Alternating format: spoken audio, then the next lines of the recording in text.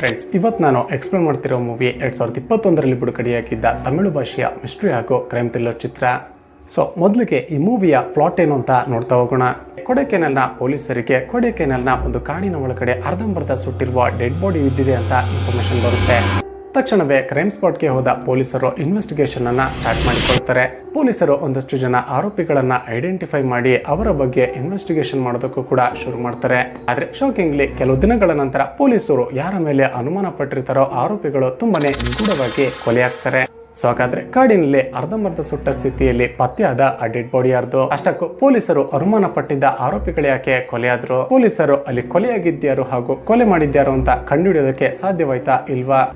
ಅಂದಾಗೆ ಇದು 2021ರಲ್ಲಿ ಬಿಡುಗಡೆಯಾಗಿದ್ದ ತಮಿಳು ಭಾಷೆಯ ಮಿಸ್ಟರಿ ಹಾಗೂ ಕ್ರೈಮ್ ಥ್ರಿಲ್ಲರ್ ಚಿತ್ರ.